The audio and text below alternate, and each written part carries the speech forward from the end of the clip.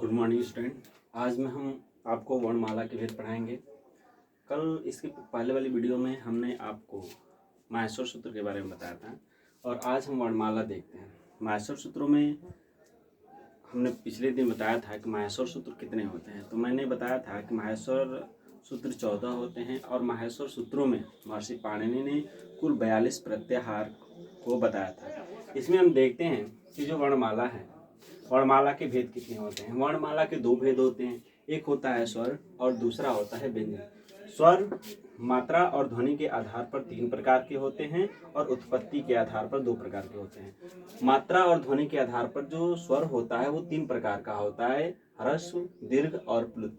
ह्रस्व किसे कहते हैं? मात्रा या ध्वनि के आधार पर जो ये प्रकार हैं 3, ह्रस्व किसे कहते हैं? यानी जिन वर्णों का उच्चारण करने में एक मात्रा का समय लगता है उसे हम ह्रस्व स्वर कहते हैं। दीर्घ क्या होता है? जिन वर्णों का उच्चारण करने में 2 मात्रा का समय लगता है इसे हम दीर्घ कहते हैं, और जिन वर्णों का उच्चारण करने में 3 मात्रा का समय लगता है उसे हम प्लुत कहते हैं। प्लुत वर्ण कौन कौन से होते हैं? तो किसी भी ह्रस्व स्वर के आगे 3 जैसा जो मार्क लगा होता है इसे ही हम प्लुत कहते हैं। उत्पत्ति के आधार पर जो स्वर होते हैं वो 2 प्रकार के होते हैं, एक होता है मूल स्वर और दूसरा होता है संयुक्त या मिश्रित स्वर। मूल स्वर कितने होते हैं? मूल स्वर 5 होते हैं। इन मूल स्वरों में जो अ, ई, उ, री, री है, इसमें अ, ई, उ, री इन चारों का जो अ, ई, उ, री है, इन चारों का दीर्घ बनता है, लेकिन री का दीर्घ नहीं बनता है। इसमें अगला होता है जो मूल स्वर होते हैं। मूल स्वर यानी जिन वर्णों के आधार पर बाकी स्वरों का निर्माण हुआ है उसे ही हम मूल स्वर कहते हैं। तो मूल स्वर 5 होते हैं, अ, ई, उ, री, री। इसमें जो री होता है इसका दीर्घ कभी नहीं बनता। इसका अगला है संयुक्त या मिश्रित स्वर। संयुक्त या मिश्रित स्वर किसे कहते हैं? तो अ और यानी मूल स्वरों के मिश्रण से बनने वाले नए स्वर जो होते हैं वो संयुक्त या मिश्रित स्वर कहे जाते हैं। इसमें संयुक्त स्वर क्या होता है और मिश्रित स्वर क्या होता है इसे हम देख लेते हैं। तो अ और अ मिलकर के आ बनता है, ई और ई मिलकर के बड़ी ई बनता है, उ और उ मिलकर के बड़ा उ बनता है।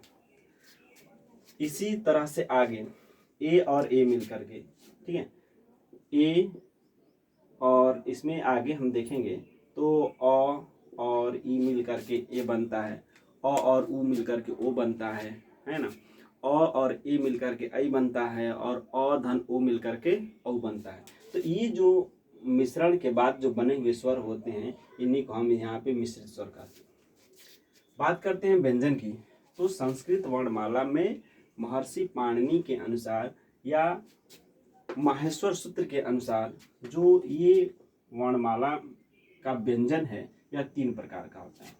ये स्पर्श व्यंजन या उदित वर्ण या वर्गीय व्यंजन के नाम से जाना जाता है। स्पर्श क्यों होता है? क्योंकि ये जो क से लेकर के म तक जो भी वर्ण होते हैं ये मुख के किसी न किसी हिस्से को स्पर्श करके बाहर निकलते हैं, इसीलिए इसको या हम कह सकते हैं कि स्पर्श जो ये व्यंजन होते हैं ये मुख के तालु के किसी न किसी भाग को स्पर्श करते हुए बाहर निकलते हैं, इसलिए इसे हम कहते हैं स्पर्श व्यंजन। उदित वर्ण होते हैं। संस्कृत वर्णमाला में कु, चु, टु, तु, पु, एते, उदित, इन वर्णों को उदित वर्ण के नाम दिया गया है।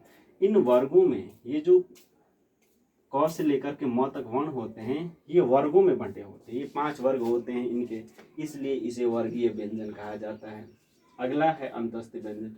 अंतःस्थ, इसमें अंतस्थ व्यंजन को याद करने की जो विधि है क्या है? तो इसमें लिखा हुआ है अंतःस्थ। अंतःस्थ का मतलब होता है जिन वर्णों का उच्चारण करने में मुख के अंदर ही वायु स्थिर रह जाती है उसे हम अंतस्थ व्यंजन कहते हैं। और अंतस्थ व्यंजन 4 होते हैं, य, व, र, ल। क्रम भी याद रखिएगा, य, व, र, ल। ये 4 वर्ण जो होते हैं इनको अंतस्थ व्यंजन कहा जाता है। यदि ये हिंदी वर्णमाला में जो ये कभी कभी पूछ लेता है अर्धस्वर क्या होता है, तो अर्धस्वर य व अर्धस्वर होता है।